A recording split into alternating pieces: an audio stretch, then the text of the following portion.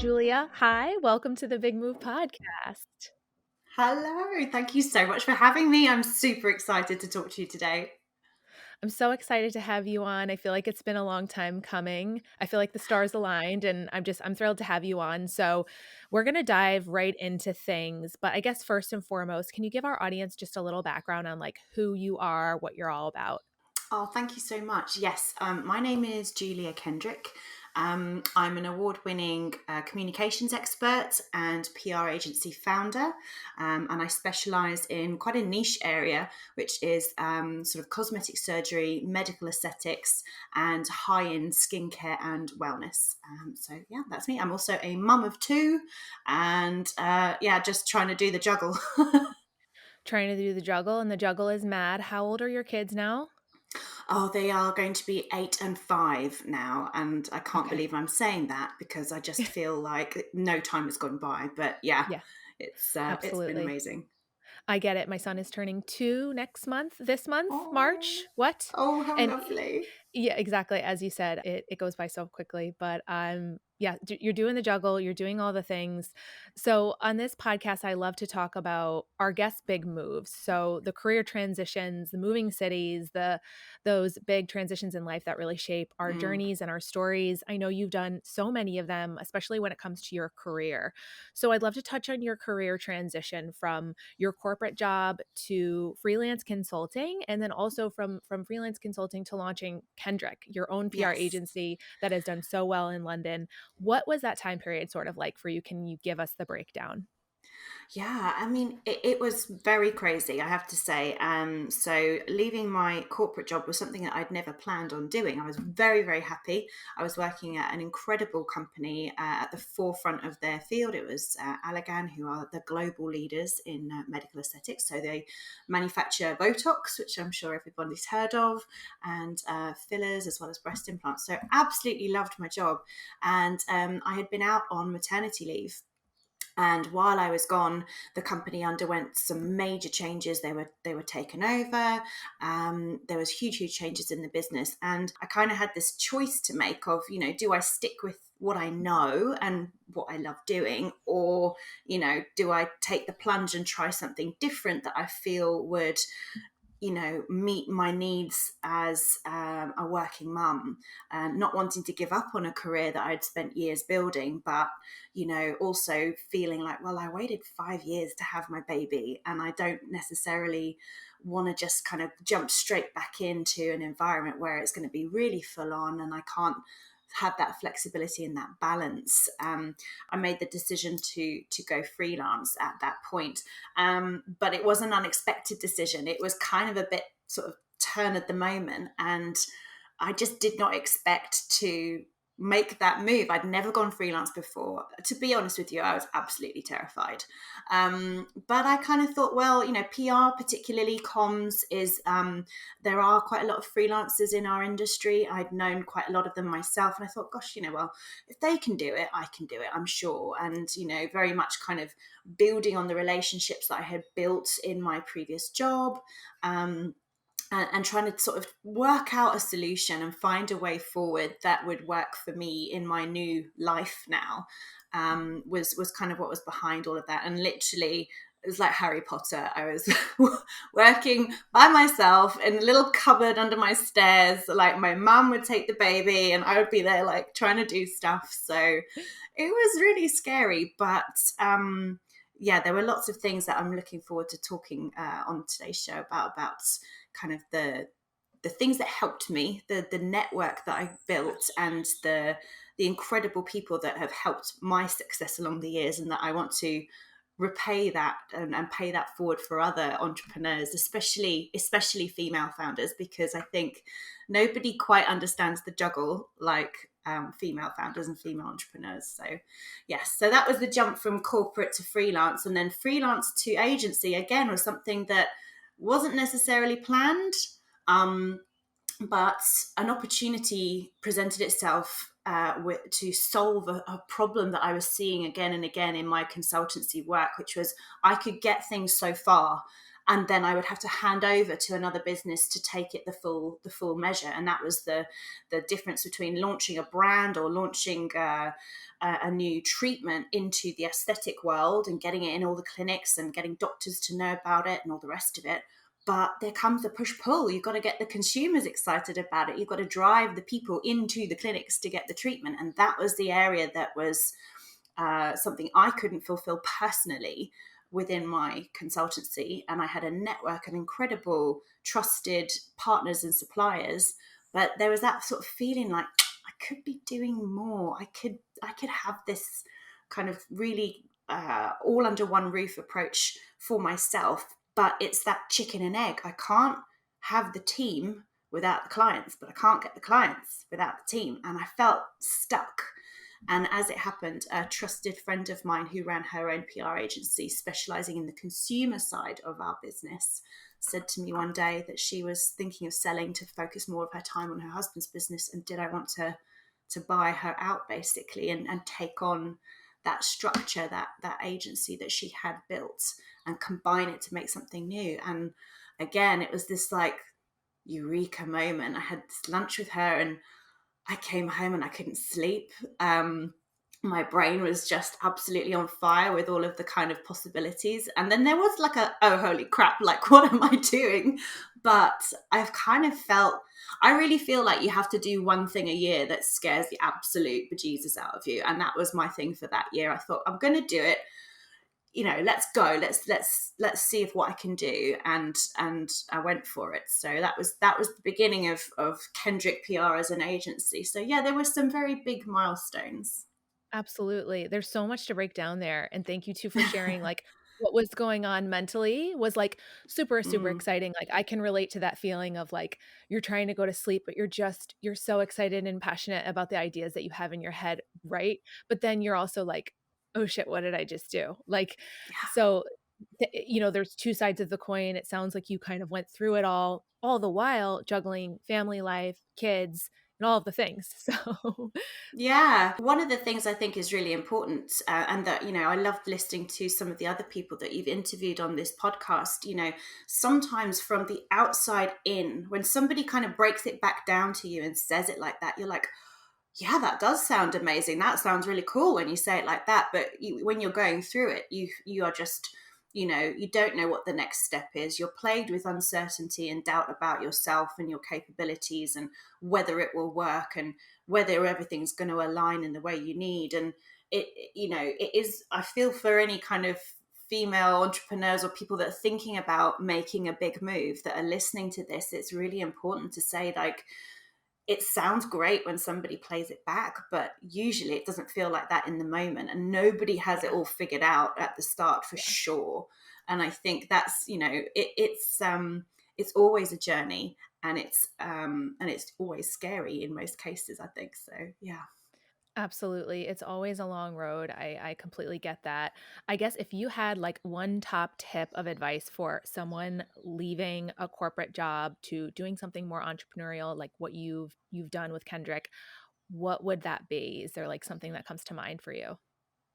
I think if it's more of a planned move, when you're able to really think about it and make an exit strategy from your corporate life to doing something new, I would definitely tap up your friends, your network. You might feel, well, I don't necessarily know somebody that's wanting to do what I do, but I guarantee you put the word out to your friends, and somebody will have a connection that you can talk to. And I think I really believe that, particularly my experience has always been that female business owners and female founders have always been willing to give me their time to talk me through their experience, give me their advice, help me maybe see some of the things I'm not seeing. When there's no direct benefit to them, it's just a case of leveraging that network. It's that sense of, well, I can have an initial conversation with somebody one day, and a year and a half down the line, they'll say,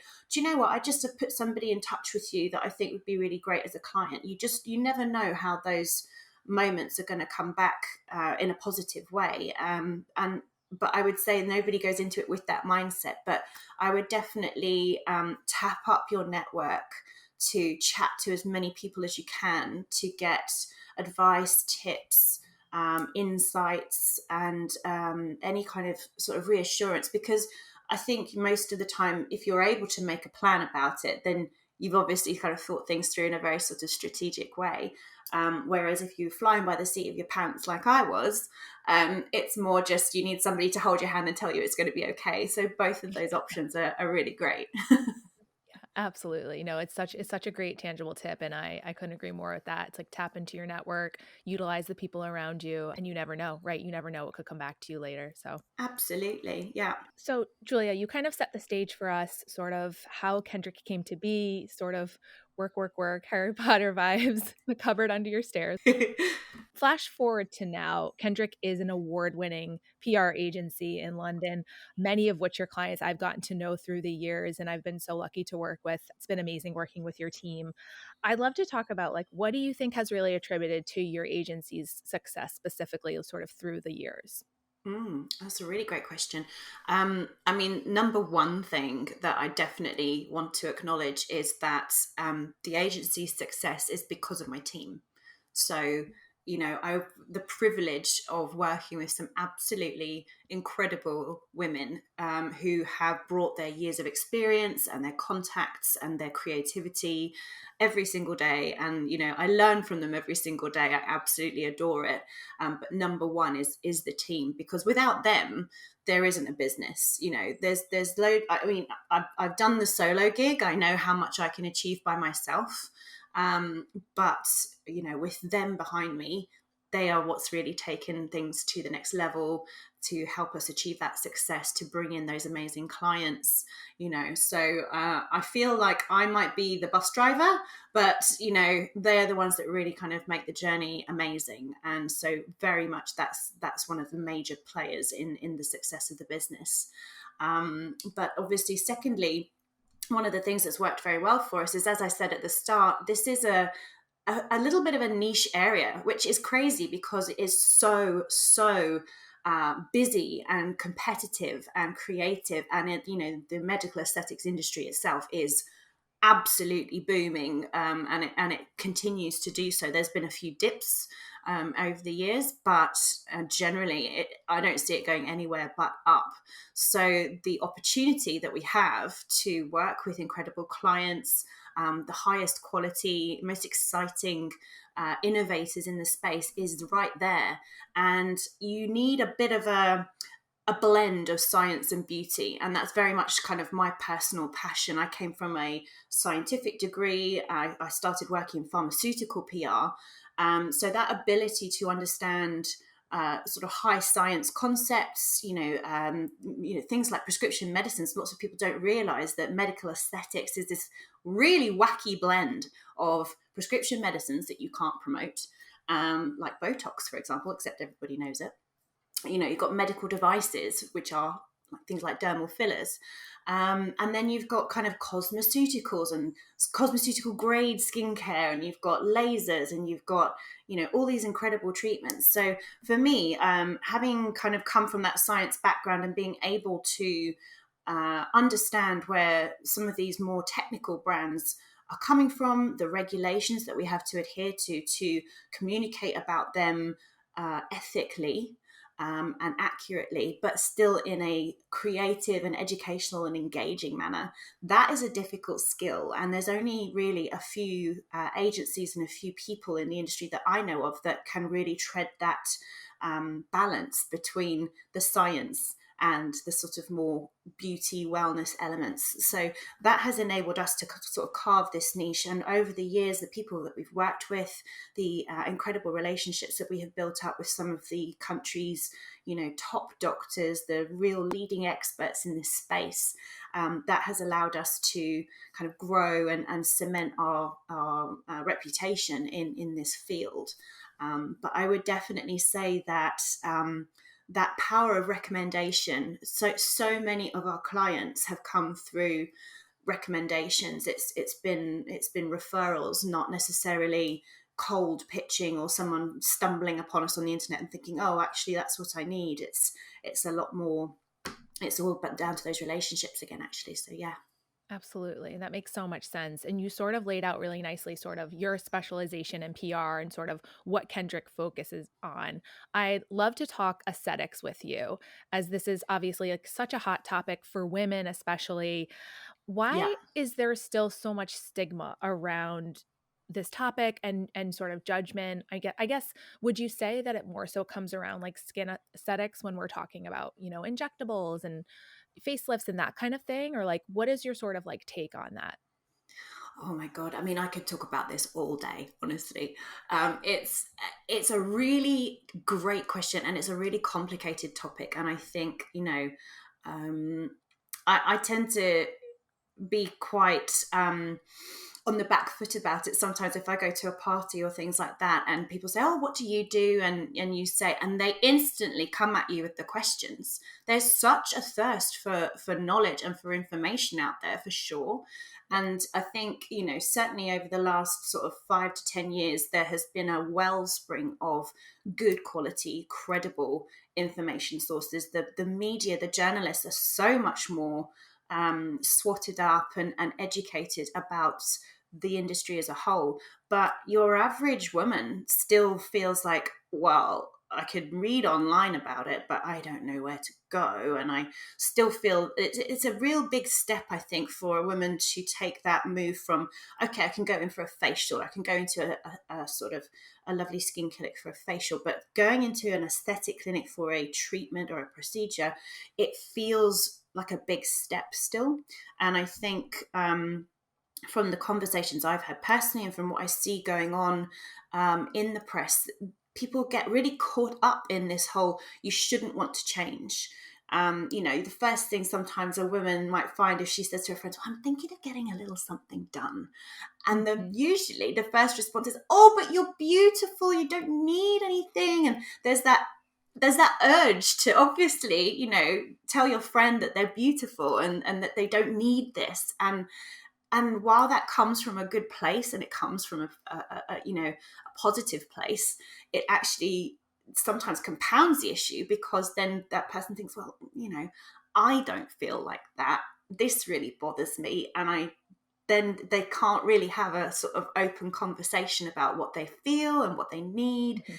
So I think for me, the joy of what I do is trying to make sure that the the information and the options are out there for people to find, to have that confidence in choosing quality treatments, quality practitioners, having a good experience, rather than, with this area, the reason it's so fun to work in from a PR perspective is that the media never get tired of it.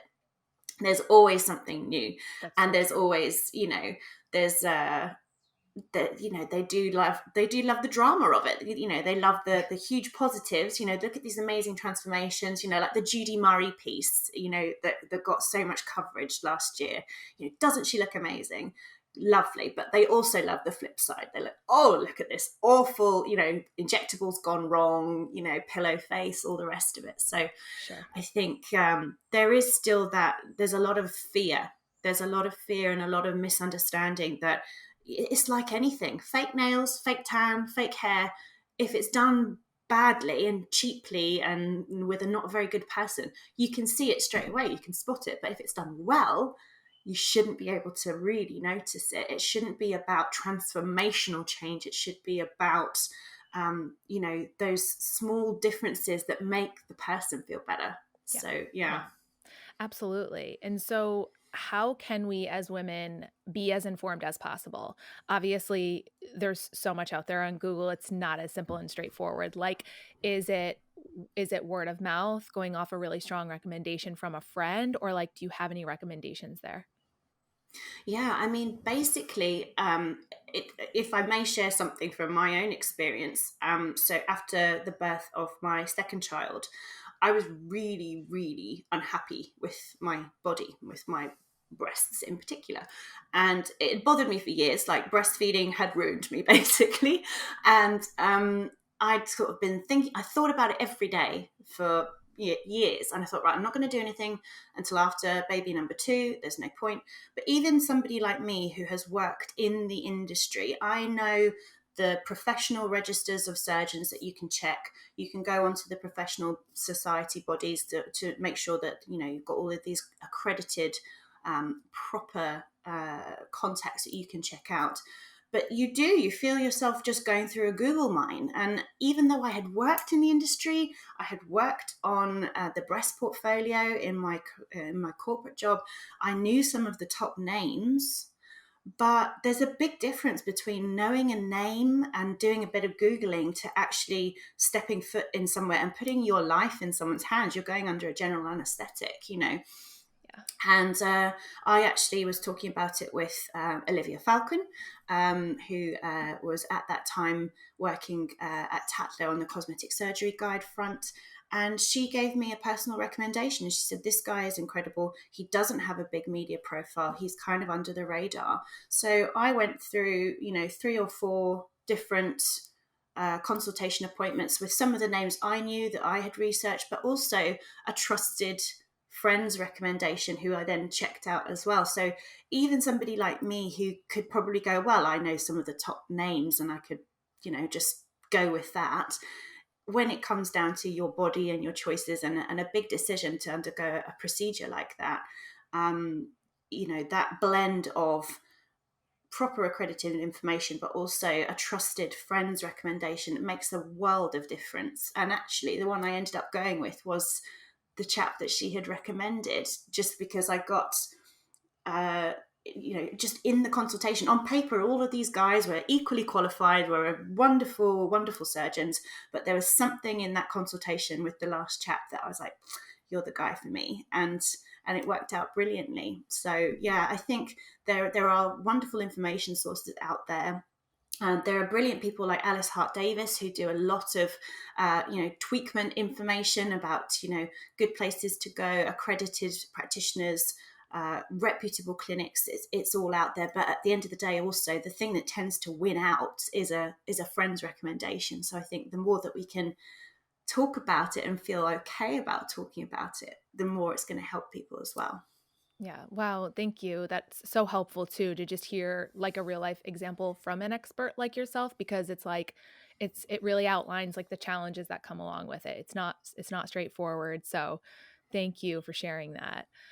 I guess when it comes to skin aesthetics, are there any Mm. treatments or anything that you personally love or that you would maybe recommend to an audience? Yeah, this is kind of confession time because I thought, oh my goodness, if I start listing out everything I've ever had, No but pressure to do oh that. no, it's totally cool because the thing is, I'm very upfront about what I've had, and I think, you know, I've had mixed reactions. People saying, "Oh, but you're so young, you don't need to do these things," and Sure. I have come at it from a different place because my there was no stigma whatsoever for me when I started trying anti-wrinkle injections and dermal fillers. I was in my late 20s, but it was because it was part of my job. It was things that I was very, very knowledgeable about. I knew all the science, I knew all the data and the safety behind these products. I also was privileged enough to be working already with the top experts in the country. So for me, the step was really, really non-existent. And I really enjoyed trying some of those kind of treatments, and I still have some of those treatments every now and then. But I think as I've got into my sort of late 30s and definitely post kids, like my skin and my face have changed in ways I didn't expect. So I've been, again, privileged through my work to be connected with some of the most amazing experts. So I've finally seen a proper dermatologist to get to the bottom of what I have now discovered. I've got mild rosacea, which has worsened due to hormonal stuff with kids and things like that. So getting a proper diagnosis and knowing kind of, okay, this is actually something I need to be mindful of now, and how to deal with that. And then some of the other treatments that I have tried through clients and also through my clinic practitioners' recommendations have been things like Potenza, which is a radio frequency microneedling, which helps to kickstart your skin's own collagen production, which obviously, as we all know, falls off a cliff pretty much as soon as you're out your 20s. Your collagen goes, Absolutely. so it helps to kind of, it's not necessarily putting anything into the skin, it's actually just working on your own skin health. And I think that's a massive kind of shift that we're seeing. It's not necessarily about uh, putting things in that shouldn't be there. Not that they should ever sort of phrase it like that, but it's more about optimizing your own skin health. So things like the radio frequency microneedling. I'm also doing a laser to help deal with some of like the broken veins. It's the BBL Moxie laser to because I've had the rosacea now for so long that I've started getting those little broken veins in my cheeks and on my nose, which always bothered me. Actually, I remember as a child, like in my teens, I had all these broken veins around my nose because I also got hay fever, and I would always be putting like tons of concealer around my nose and on the sort of tops of my cheeks, and you sort of, it just was like, oh, that's something that I need to do. It was kind of accepted, and then you're like, oh, actually, I could actually do something about that underlying cause. And so, yeah, those are the things that I've been doing recently. But yes, there's been a long list of other things that I've tried because I think it's brilliant. And I really researched the treatments. I know the best people, and I've had the privilege of working with some of these device manufacturers. So, these lasers that can, treat micropigmentation, so precisely and so incredibly, and absolutely transform someone's confidence. I just think it's absolutely brilliant, and I love working on those things. Absolutely. And thanks for sharing the rosacea piece. I too suffer from a bit of mild rosacea, and you're right, radio frequency and like LED light therapy and the laser, those Yes, are such great sort of tools to look into. So I'm right there with you. It's like you kind of just want to wake up feeling fresh, like you can run out the door, but as we get older, it's obviously not a reality. Those have worked well for me too. So thanks for sharing those. definitely. And I think as well, it's really important to sort of flag that after any kind of major life changes, it's your skin and your face and your body change in ways that you just can't predict. I think certainly stress, the pandemic and everything, there's definitely been a trend. We've seen that with a lot of feedback from our practitioners that we work with.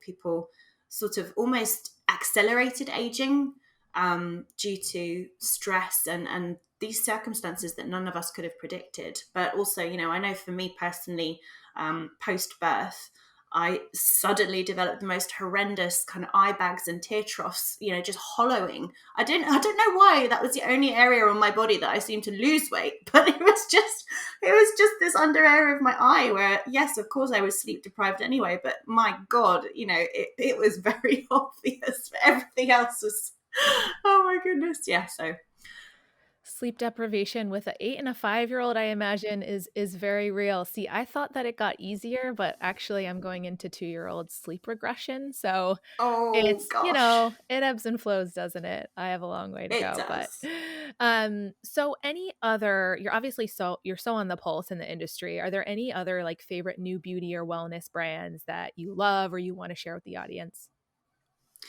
Oh my goodness, there's so many things that are coming out that are just so interesting. I think there's definitely going to be a revolution. I think in LED skin home care. I mean, you'll have obviously seen there's been a number of fantastic masks over the last few years that have come out that report to have the LED, as you said, the healing benefits, not just for rosacea, but obviously you've got the blue light for acne. There's also anti-inflammatory and other skin rejuvenation benefits, but there's going to be, I think, some changes where it's not just going to be focusing on the face and with these masks, but actually combining that with skincare patches or topical treatments, which can kind of amplify the effect of the LED. So I think those kind of things are kind of going to be coming through fairly soon and that are going to be very exciting. There's this kind of merging, I think, of clinic treatments and home care, which we're starting to see. So the LED is kind of one of the front runners with that, with people having LED masks or LED treatments from home that are obviously not as powerful as clinic ones, Mhm. but that can continue the benefits. And I think the industry is looking a lot more holistically now about how can you amplify the effects of treatments in clinic? How can you prolong the effects of clinic treatments as well with your home care? So, I mean, obviously, kind of great quality cosmeceutical skincare is number one. But I think things like the LED sector are going to get quite diversified and quite, there's so much innovation coming through from there as well. Yeah, definitely. I love it. So, switching gears a little bit, you are sort of one of our first ever PR gurus in the space to come on the podcast. So, I'd love to pick your brain a little bit around how to best market ourselves in 2022. A lot Mm. has changed over the last couple years, but I think regardless, it's just, I think it's something that we should all just be really on the pulse and on top of. So, do you have any top tips in general? Like, is it still that really tight one pager resume? Are you a fan of LinkedIn? How are we using social media? I guess, like, what are your sort of general tips? Yeah, I mean that's a whole kind of hour long conversation there. I think for sure. I think with any brand founders, entrepreneurs, people making moves on their own, you really have to think about your narrative and what is your story, because you're the only one that can tell your story until you hire a PR company to tell it for you. So many of us out there, starting off just on our own or maybe with a partner, a business partner. So I think something that I say quite a lot to the clients I work with, at the end of the day, certainly in my industry, they're all playing with pretty much the same tools. And so differentiating themselves and standing out from the crowd is priority number one. And you're not going to differentiate yourself unless you have come up with something totally unique, a completely new way of doing something, or a new tool or a new product that nobody else has. Then you are going to be fighting against that crowd. And I think that creating powerful messaging about how you do different things, not necessarily what the tools are, but how you use them differently, and the way you do business, and articulating who is your ideal customer is very important to attract those prospects in that are actually going to work for the business. And we've spoken before again about the power of networking. I am terrible, I think, at networking. I need to be so much better. Like, I somehow don't believe that. oh, I think I mean, obviously we've just come out of 2 years of pretty much isolation. So, those traditional networking events and things like that, I always felt kind of a bit unsure about them sometimes. I know people that absolutely adore them and that have a great time and get a load out of them. But for me, I think my networking is a bit more sort of smaller scale, smaller paced, and it's about smart connections with like-minded people. Because if you're cultivating a network around you of the kind of people that you would work with or that you would want to work with, you're going to kind of get that effect spread out, and it will bring back those kind of like-minded people back to you. But yeah, I think that PRing yourself and coming from a place of authority can feel really difficult. I think particularly for women, we sort of feel like, oh gosh, who's going to listen to me? I'm no expert. There's so many other people out there that know more than me. And I think we all suffer with that imposter syndrome. But I think, for me, some of the profiling and some of the opportunities that came my way were because I was invited to write a business article for one of the aesthetic industry journals, for example.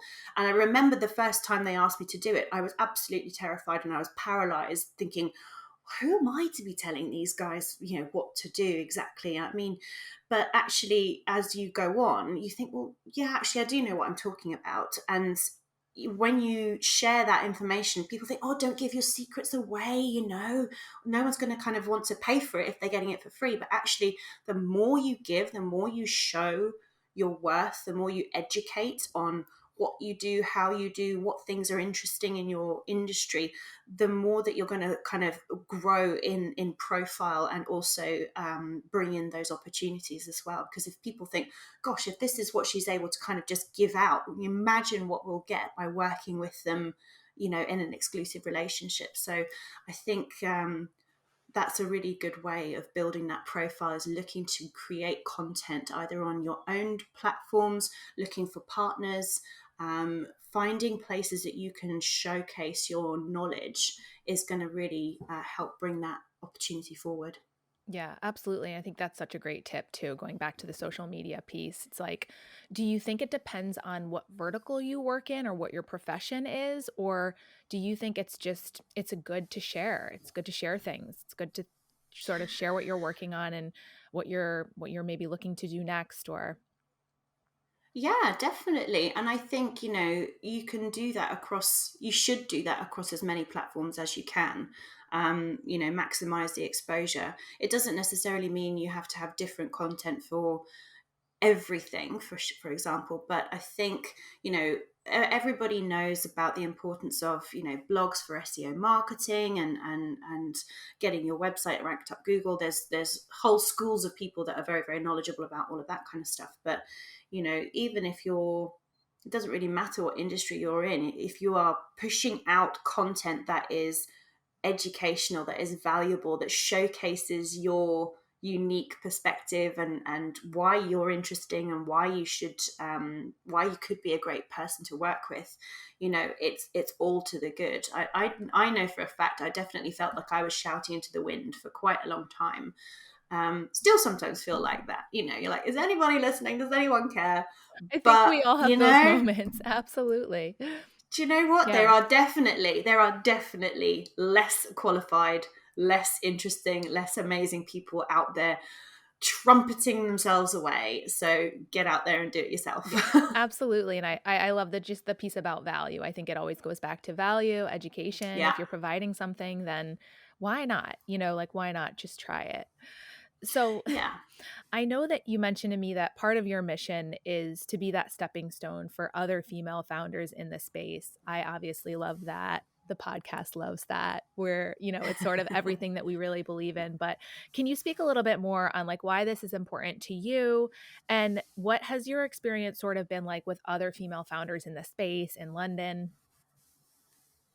Yeah, I mean, as I say, my PR agency's focus is quite niche, and I know most of the other founders in my space, and actually, one of them I've buddied up with. Instead of being like, oh, our two PR agencies are going to be competing for clients, we've actually decided, well, actually, the two of us together know pretty much everybody we need to know for this, and let's buddy up and let's make it a collaboration process. So I think.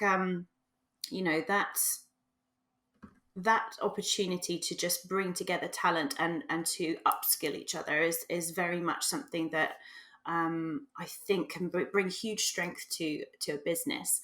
And I think, with the other female founders I've worked with, some of them I've gone on proper, paid courses. I have a proper business coach who actually was my former boss from agency days. So, in terms of, I think there's sometimes this feeling of you're giving everything away for free. There are people I pay for the value they provide me, for the training, for the support, for the resources they give me. But within that, there's also this sort of word of mouth. I had somebody help me with IT things. I've had someone help me with branding. I've had someone help me with social media. And there's always this, do you know what? I know somebody that would be able to help you with that. And those conversations are always super, super productive. And it's always a case of if somebody was able to sort of say, well, do you know what? She just wants a bit of a chat about how to do this or what she can maybe think about. I think giving some of your expertise and your time to your network for free in that sort of entrepreneurial spirit and in that empowering way, it always reaps dividends in the end. And I think, I've been so lucky. I've been so lucky with the people that I have reached out to, and mentoring and coaching is a huge, huge part of it, because I think certainly when I started out, I think I actually, looking back on it, was a bit depressed because I was on my own. And this is pre-pandemic, this was years and years ago, sort of sat on my own, working on my own, not really having engagement or interaction with anybody. And then definitely, when I brought on the agency and created Kendrick as something new, there's that whole feeling of, well, it can be lonely at the top, in terms of, if you're the brand founder, if you're the MD of your own business, there's nobody to sort of maybe bounce ideas off or get a sense of something. So I think finding a mentor or a coach that you can work with provides just so much, in terms of not telling you what to do next, but just so that you're not feeling like you're on your own and you've got the weight of the world on your shoulders. That to me, I think, is the thing that's made a huge difference for me in my business, and that I would want to pass on for others that are starting their own entrepreneurial journey. Yeah, I love that tip. Definitely a huge proponent of, therapy, coaching, whether it's a life coach or a business coach. Do you have a Mm. recommendation on like how to best look for that person? Like, again, going back to a recommendation from a friend, we love that. But is there anything else that's like worked for you? Um, that's a really good question. I think definitely, friend recommendations number one, network, reaching out with those kind of elements. And I think as well, you can probably um, we all love a good Google. I think for me, I was very lucky in that I knew somebody from a past life, a past role that I could reach out to. But it could have been that maybe we didn't gel as mentors in that capacity. So I think if my network hadn't come up with anything, I would be Googling and I'd be finding various life coaches, and they can come from unexpected directions as well. Actually, you've made me remember that I had a lady helping me more like on a life coach basis, and she was my baby's sleep fairy. So she came into my life as a sleep fairy to help me sleep train my daughter. And we got talking, and she's like, well, I do this, but I'm also, in my other life, a life coach working specifically with female founders. And I was just like, ding, ding, ding, hello.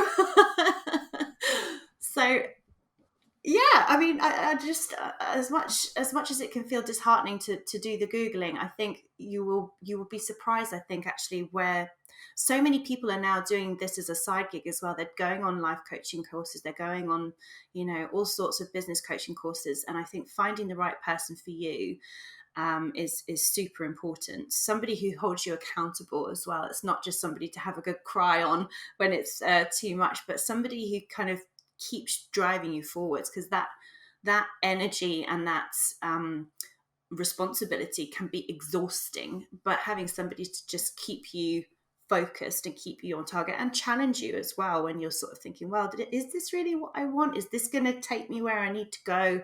To ask the hard questions, I think that's invaluable. Yeah, absolutely. Someone to push you, someone to motivate you and inspire you. Absolutely. You've shared such amazing tidbits on this episode. Thank you again so much. What would be like a last word of wisdom or a tip of advice that you kind of really want to leave the audience with here today? Oh, this I had to think about. And I know it's going to sound super cheesy, but I have two. I have two that and I'm going to show you. This is nasty, but I've got these two battered things that I keep behind my computer, stuck on my little office windows, because I have to keep them in front of my face or I'll forget. And they are my mantras, and I still need to learn from them. So number one is progress, not perfection. I think definitely when I was starting out, I was trying to do everything to like global PR agency level standards, Sure. and high aspirations are great, but I was killing myself trying to sort of, you know, trying to achieve perfection, and always feeling like I had to be perfect as well. And I think progress, not perfection, small steps, small changes, walking the walk is still hugely valuable, and it doesn't devalue anything that you're trying to do if it's not perfect. So that's number one. And this Love one I that. think we've talked about quite a lot today, Yeah. which I have totally nicked off my coach, because I noticed that she had it in a frame in her background. I'm like, I'm having that. Um, is we rise by lifting others. And again, that just rings so true for me. I feel like I don't feel I can necessarily say my success, because it is not just mine. So many people have built me up, supported me, driven me forward, helped me. And so my success is their success. And I want to be a part of that for somebody else as well. So wherever we can help somebody else rise, we rise too. So that I feel is something really nice to kind of have in mind, because it can feel so overwhelming to try and be this, juggling momtrepreneur, all these kind of visions that people put on women in business. I think, you're either the 100% go-getter, or you're, there's so many different kind of models that people try and sort of force them into, and just find that way that's right for you. And don't worry if not everything's perfect, because everybody else is in the same boat for sure. Absolutely. I love the breakdown. I think it's perfect advice to end with. So thank you so, so much, Julia. What is next for you, though? Is there anything exciting coming up that you want to share with us before you go? Oh my goodness. For me, it's just the juggle and the hustle. We're coming out of the pandemic now. And, whilst a lot of the lovely clients that we worked with sort of survived and thrived, I feel for now, now we can take a breath and we're kind of hopefully out of the worst of it. I'm really wanting to expand. So my vision at the start of all of this was to do London, Paris, Singapore, LA, New York. So I'm wanting to kind of grow the brand, grow the business, have anchored partners in each of those hubs, because so much innovation and amazing beauty technology comes out of the Asian market that I want to bring through into Europe and beyond. So that's what's on my vision board. Amazing. Well, no doubt you'll be able to do it. So we can't wait to see. Before you go, where can everybody follow you, find you, Kendrick PR, and all the things? Oh, absolutely. So it's at Kendrick PR_UK on Instagram. And from there, you can pretty much find everything else. And yeah, it's such a delight to be on the podcast with you, Em. Thank you so, so much for having me. Perfect. No, thank you. We so appreciate it. All right, guys, thank you so much for listening. If you found value from this episode, please share it with a friend. Tag us on Instagram at The Big Move Podcast and at Monday_Network. We love to hear your feedback, and we'll catch you on the next episode.